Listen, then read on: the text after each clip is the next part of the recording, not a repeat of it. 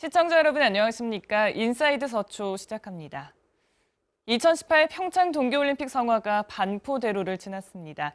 지난해 11월 인천대교에서 101일간의 여정을 시작한 올림픽 성화 봉송도 막바지에 다다르고 있는데요. 지난 토요일부터 서울 곳곳을 누빈 성화는 경기 북부 지역을 지나 21일 강원도에 입성합니다. 반포대로 성화 봉송 현장을 취재했습니다. 평창 동계올림픽 성화가 전국을 누비고 서초구에 도달했습니다. 불을 지핀 성화는 어느새 활활 타오르고 이내 반포대로 성화 봉송에 첫 발걸음을 뗍니다. 역사적인 순간, 성화에서 성화로 옮겨붙는 불길은 더 강렬하게 번져오릅니다.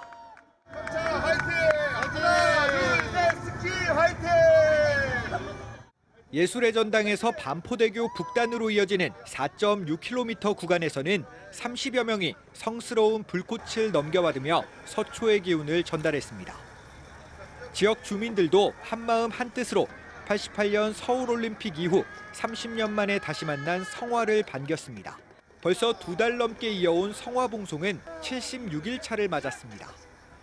지난 토요일부터는 서울에서만 500여 명이 참여해 200m씩 달리며 성화를 이어받았습니다. 전국 곳곳의 기운을 담은 불꽃은 반포대로에서 더 활활 타올랐습니다. 반포대로를 지난 성화는 16일 현충로와 동작대로 남부순환로를 지나 경기 북부 그리고 강원도를 향합니다. 20여일 앞으로 다가온 평창 동계올림픽. 서초의 기운까지 한아름 실어보냈습니다. HCN 뉴스 백경민입니다. 반포천에서 내방역 1.3km 구간에서 진행됐던 하수암거 공사가 드디어 막을 내렸습니다. 장장 4년 만에 숨통이 트인 방배로는 일상으로 돌아왔는데요. 지하 7m 아래 설치된 하수암거는 집중호우가 내려도 빗물을 반포천으로 흘려보내 이 일대 상습 침수 피해를 막을 수 있다고 합니다. 방배로 하수암거 공사에 대한 소식 자세히 전해드립니다. 왕복 4차로 중 2차로를 막고 있던 시설물이 모두 철거되고 주차장 신세였던 중앙선 안전지대도 일상의 모습을 되찾았습니다. 무엇보다 꽉 막혔던 차량 흐름에 숨통이 트였습니다. 불과 한 달 전과 비교하면 확연히 다른 모습입니다. 출퇴근 시간 교통정체로 골머리를 앓았던 운전자들은 한시름 덜게 됐습니다. 방배로 하수암거 공사는 2010년과 11년 집중호우로 인근 주택들이 침수 피해를 입자 지대가 낮은 방배로로 유입되는 빗물을 처리하기 위해 지난 2013년 시작됐습니다. 반포천에서 방배역 구간 지하 7m 아래 가로 세로 4m의 대형 하수관을 매립하는 이 작업은 2015년 마무리될 예정이었습니다. 네, 하지만 순조로울 줄만 알았던 공사는 예상 밖의 난관을 만나게 됩니다. 공사를 하려고 땅을 팠더니 가스선과 통신선 등 지하 매설물이 대거로 발견된 겁니다.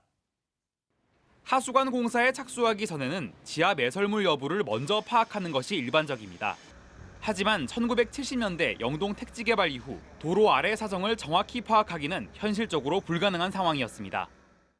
하수도, 상수도, 도시가스라든지 통신, 전기 이 박스를 만들어서 같이 그때 공사를 했으면은 이런 부분이 안 생겼는데 그 당시에 구역 정리하면서 각각 유관 기관별로 다 개별로 다 매설을 한 거예요. 그래서 지하 시스템 관리가 좀 안 맞죠, 현재 상황에서는. 지하 매설물 이전 작업으로 공사 기간이 늘어나면서 공사비도 당초 예상했던 200여억 원보다 2배 가까이 더 들게 됐습니다. 민원이 이어지자 서초구는 반포천에서 내방역 1.3km 구간 공사를 우선 끝내기로 했습니다. 4개 구간에서 동시에 공사가 진행됐고 지난 연말 방배로는 일상으로 돌아왔습니다. 우여곡절 끝에 마무리된 방배동 하수암거 공사. 공사 전과 현재가 어떻게 다를까요? 방배동은 방배로 옆에 이면도로를 지나는 하수관로가 있습니다. 하지만 하수관 용량도 부족한 데다가 오래되기까지 해서 배수 상태가 좋지 않은데요. 침수에 취약할 수밖에 없습니다. 이번 공사 때 들어간 대형 하수관로는 기존 하수 용량의 절반 이상을 처리합니다. 30년 빈도 시간당 94mm 상당의 집중호우에도 빗물을 반포천으로 흘려보낼 수 있게 됩니다. 한편 함지박 사거리 일부 구간 공사가 남아있고 도로 포장 작업이 진행 중이라 당분간 보행자와 운전자의 불편은 불가피할 것으로 보입니다. 서초구는 방배로 하수암거 공사의 효과를 분석하고 예산이 뒷받침되면 내방역에서 방배역 구간도 같은 공사에 착수할 계획입니다. 4년 만에 정상화된 방배로 장시간 불편을 겪어온 주민들이 수긍할 만큼 하수암거가 제 역할을 충분히 해낼 수 있을지 지켜봐야 할 것으로 보입니다. 1월도 벌써 절반이 지났습니다. 다음 달까지 보내고 나면 이제 입학 시즌이 다가오는데요. 초등학교에 처음 들어가는 자녀가 있는 부모라면 설레기도 하고 한편으로 걱정이 될 것도 같습니다. 이런 부담을 덜기 위한 교육이 마련됐는데 새내기 학부모들에게 어떤 조언을 해줬을지 알아봤습니다.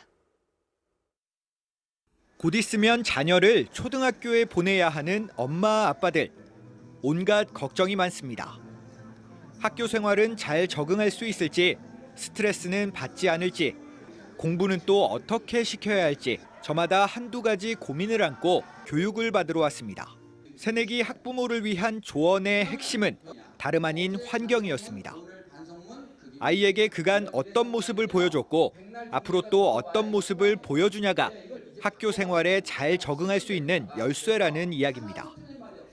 일례로 아빠와 엄마가 사소한 다툼이나 갈등을 어떻게 풀어갔는지는 새로운 친구와 관계를 쌓아가는데 적잖은 영향을 미칩니다. 초등학교 고학년 때까지는 아이의 뇌가 계속 발달하는 시기이기 때문에 보이는 대로 받아들일 가능성이 큽니다. 학부모 스스로를 되돌아보지 않고 오로지 아이의 뒷바라지에만 신경을 쓰다가는 오히려 독이 될 수 있습니다. 교육 현장에서 인상 깊은 이야기를 들었습니다. 잠깐 들려드리면요. 엘리베이터를 탈 때면 매번 닫힘 버튼을 누르는 한 부모가 있었습니다. 아이는 함께 엘리베이터에 오르며 그 모습을 지켜봤습니다. 반대로 어느 부모는 언제나 열림 버튼을 누르고 뒤따라오는 사람은 없는지 잠깐 기다렸습니다. 그 모습을 또 그의 아이가 지켜봤죠. 부모는 아이들의 거울이라고 했었죠. 두 아이는 엘리베이터를 탈 때 부모의 모습을 그대로 따라하게 됐습니다. 당연하게 여겼던 거죠. 엘리베이터를 타자마자 닫힘 버튼을 마구 누르는 아이. 누가 오지는 않을까 열림 버튼을 누르고 한번 뒤돌아보는 아이. 여러분은 자녀를 어떤 사람으로 키우고 싶으신가요? 돌아볼 일입니다. HCN 뉴스 백경민입니다. 아파트 지원 공모사업 설명회가 서초구청 대강당에서 열렸습니다. 이날 행사에서는 공동주택 단지 내 담장 허물기 사업과 자치학교 운영 지원 등 공동체 활성화 사업, 그리고 공용시설물 유지관리 사업에 대한 설명이 이어졌습니다. 이와 더불어 관리사무소 전자문서 시스템 구축 사업 안내와 겨울철 화재 예방 교육도 마련됐습니다. 150세대 미만 비의무 관리 대상 공동주택에 종사하는 경비원과 미화원도 일자리 안정 자금을 신청할 수 있습니다. 서초구는 지원 대상인 줄 모르고 누락되는 사례가 없도록 각 공동주택에 홍보를 당부했습니다. 일자리 안정 자금은 지난해보다 16.4% 오른 올해 최저임금 인상분 일부를 정부가 지원하는 사업입니다. 노동자 1인당 월 13만 원이 지원되며 주 40시간 미만 노동자의 경우 노동시간에 비례해 지급받습니다. 자세한 내용은 4대 사회보험공단이나 고용노동부, 각동 주민센터로 문의하면 됩니다.